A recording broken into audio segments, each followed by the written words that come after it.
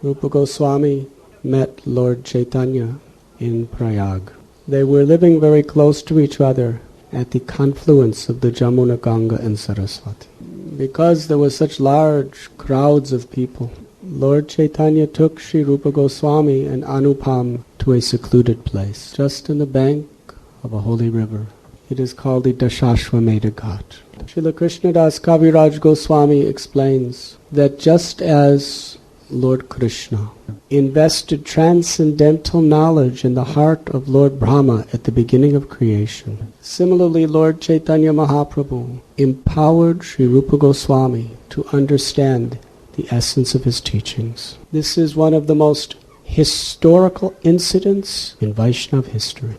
For it was at the Dashashwamedha Ghat at Prayag that Sri Chaitanya Mahaprabhu planted the seed, which would later expand into a flower that would spread the fragrance of love of God throughout the entire world. Lord Chaitanya considered Rupa Goswami a suitable candidate to be empowered with the most confidential understandings of his own heart because of his genuine humility, his renunciation, and his sincere desire for devotional service.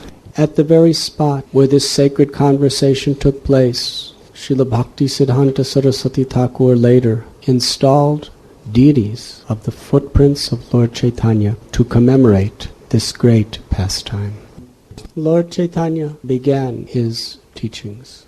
He explained that the subject of devotional service to Lord Krishna was a vast, unlimited ocean, and that he was going to make a sincere attempt to explain a portion of one drop from that ocean.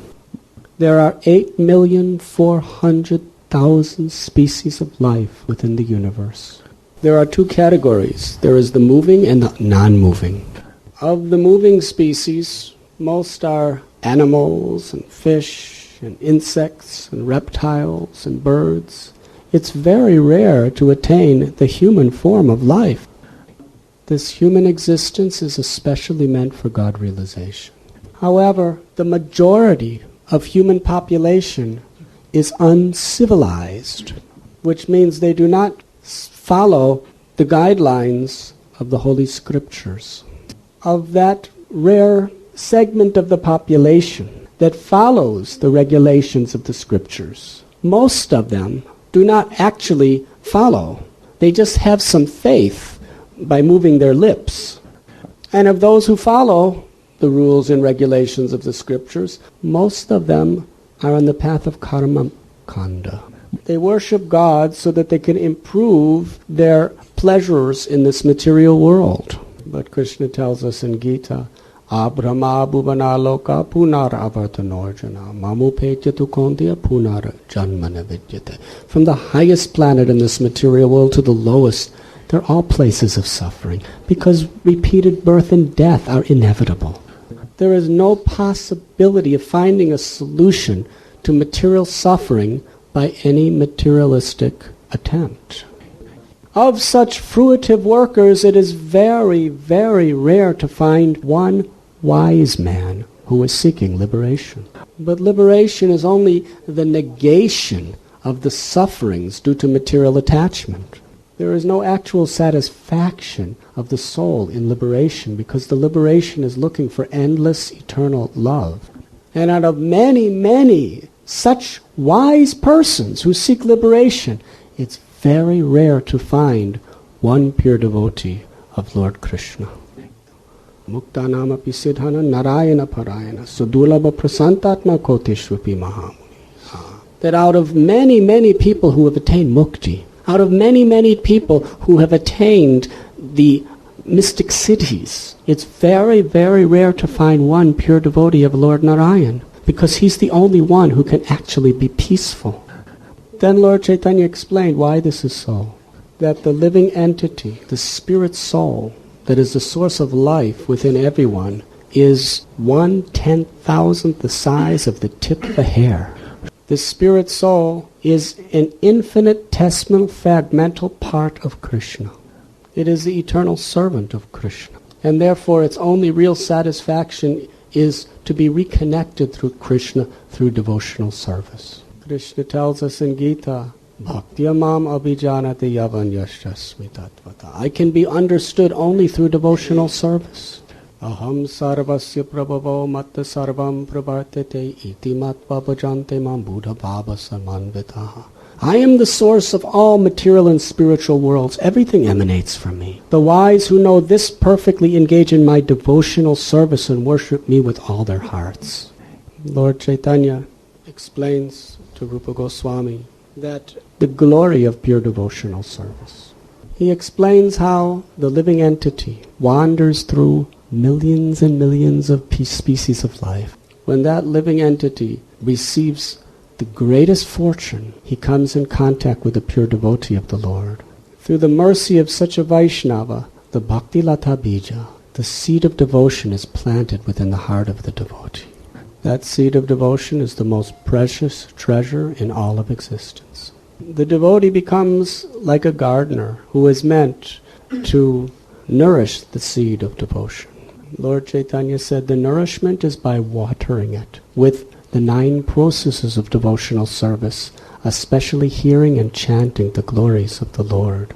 At the same time, we must very carefully protect that young, tender creeper by the association of devotees and following the regulative principles. As we hear and chant the glories of the Lord, the creeper begins to grow. But in the garden of the heart, along with the creeper of devotion, weeds will grow. The weeds of false pride, the desire for honor and prestige, lust, envy, anger, greed, illusion, propensity for dishonesty, deceitfulness. These weeds will inevitably be growing, and the water of hearing and chanting will also cause them to grow.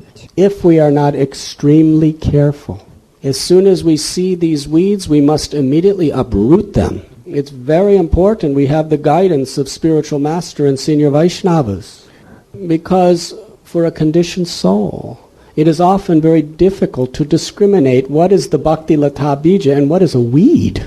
If we allow these weeds to grow, they will choke the bhakti lata beej and kill the creeper of devotion. Therefore, Sri Chaitanya Mahaprabhu warned, the devotee who is doing the gardening in his heart must be very careful to look for these weeds and to uproot them. And we have seen over the years how devotees performing so much devotional service, if they're not careful to pull out those weeds, eventually those weeds choke their devotional enthusiasm. And the greatest of all impediments is the hasti aparad. This means the elephant offense, offending a Vaishnava. Lord Chaitanya described that when we offend great souls, it is like bringing a mad, wild elephant into the small garden of our heart, where the tender seed of devotion is just beginning to bud. For those of you who have lived in wild jungles, you know that the most dangerous and feared of all animals is the mad elephant. A snake may kill 1 or 2 people. A tiger or a lion, they don't kill people unless they're old and they can't find anything else to eat. So they'll only kill 1 person at a time. But a mad elephant, he'll come in and destroy an entire village and kill everyone. They're mad. They just go crazy. But the females don't become like this, only the men. Certain stages in their life, they just go crazy. One time I was visiting a zoo. I was actually there on a mission for the Krishna consciousness movement. And I happened to meet some of the zookeepers. And I asked them, of all the animals in the zoo, which is the most dangerous? They said the male elephants. Said when they, somehow or other, something goes into them and if they go mad, they usually kill their trainer and everyone around them. So offending Vaishnavas is like letting these mad elephants into your heart. However, Lord Chaitanya continued, if the devotee continues watering the seed with the ambrosial nectarine shower of hearing and chanting, guarding against the fences and guarding against weeds, the bhakti lata beej grows. It grows beyond all the middle and upper planetary systems of this universe, beyond even Brahma Loka. It pierces the cover of the universe. It goes beyond even the entire material cosmos. Beyond material existence is an area called the Viraja. It is like a river that is the border between the material and spiritual worlds. The creeper pierces through the Viraja and enters into the spiritual sky, the unlimited, all-pervading spiritual light of the Lord. It continues to grow up to the level of the Vaikuntha planets. The devotee continues on hearing and chanting. The creeper enters into the supreme most of all spiritual abodes, Goloka Vrindavan. There, the creeper of devotion produces a beautiful ripened fruit, the fruit of pure unalloyed love for Krishna. That fruit of love of God is offered to the lotus feet of Sri Krishna. Krishna is very pleased to accept that love, and then the gardener tastes the sweetness of the fruit.